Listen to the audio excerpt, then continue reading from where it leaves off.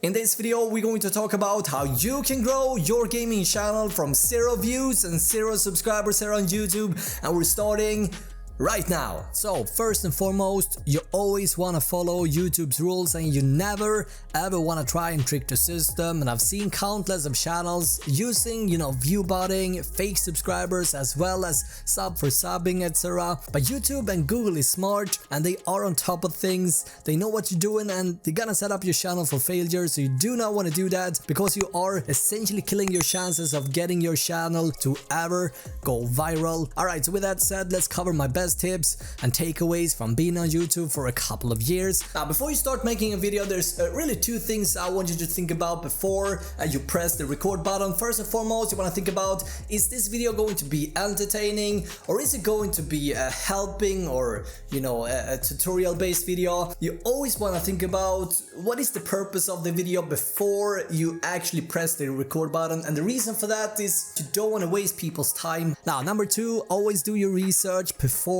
making a video, and this is important. YouTube is a search engine, and as you're starting out and you don't have an audience yet, the easiest way to get discovered is through search. And so you basically want to be the answer to people's questions. Now, for example, if I'm looking for ways to get better aim at Fortnite, if that is what you want to be known for, you want to make sure your videos is targeting that keyword. I don't want to dive too deep into the YouTube analytics, but to give you guys a better understanding how the YouTube engine works, so to speak, I want to show you a picture, and this is basically what it comes down to. So in terms of metric, what YouTube care about the most is watch time. It basically comes down to how many impressions you convert to clicks, and then how many clicks you can convert to watch time, and these are the things that YouTube cares about the most. So if you can increase the watch time, you can also increase the chances of YouTube eventually suggesting your videos more frequently. So impressions is the number of times your video thumbnail has been shown. Clicks is the actual number of clicks your videos have gotten.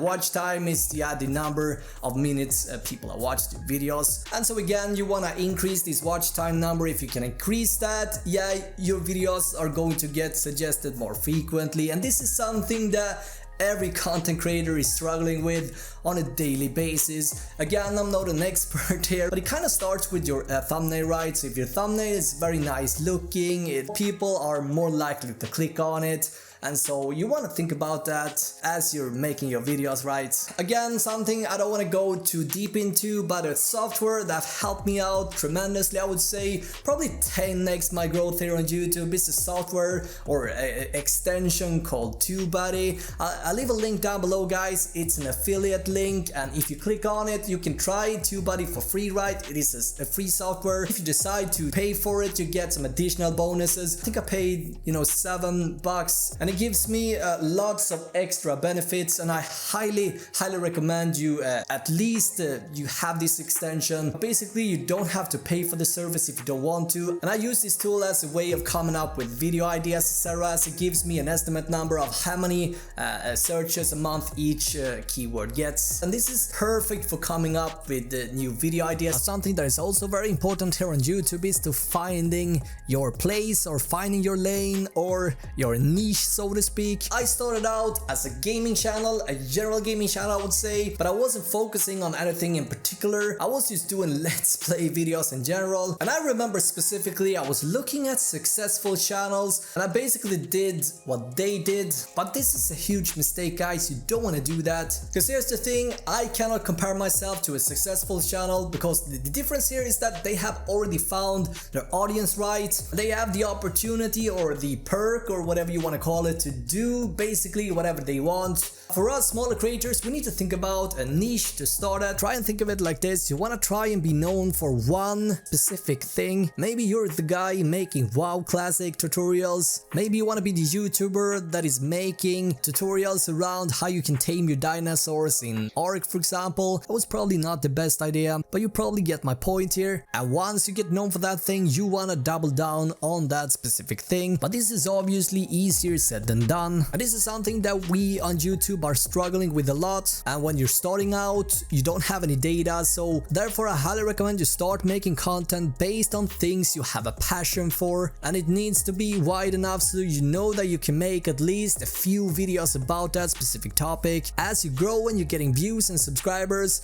and developing your channel, then you can start looking at the data, and based on that you can double down on the topics that did well. Now, one thing I want to mention regarding analytics and data in general, you don't want to focus too much on the view count and the number of subscribers. The times when I've been focusing too much on the metrics have killed my creativity instantly, so you definitely do not want to do that. But you want to keep the numbers in the back of your head so that you have an understanding what your viewers are more likely to be interested in. Again, I'm not an expert, but if we look at successful channels and how they took off, these are the things that triggers the YouTube algorithm. Take PewDiePie as an example. At the beginning he played a wide variety of content. I remember he was doing lots of COD videos. Once he started doubling down on horror games, YouTube started to promote his channel a lot more, and that's usually the way how it goes. Before we conclude this video, something that I've been struggling with a lot is focusing too much what other people think, and again, you don't want to do that. And this ties into being yourself. You don't want to try and be somebody else. Think about it for a second. If you're being yourself from the morning you wake up to the moment you go to bed, it's gonna be so easy. You don't have to ever worry about trying to put on a persona to try and please people. Always have good intentions with every decisions you make, and I promise you, you're gonna do awesome. Alright, so a super quick recap here. Always research your video topics before pressing the record button. You want to use tools such as Tubebuddy to help you figure out search volume and basic SEO or search optimization. Remember, YouTube is a search engine. Number 2, you want to make videos on topics you're interested in. You want to pick a topic that you already have some knowledge in, and that is going to make things so much easier. As you put out videos and you start learning the ropes of creating content, you want to look at the data of your videos, and based on the information you simply want to double down on the video topics that did good.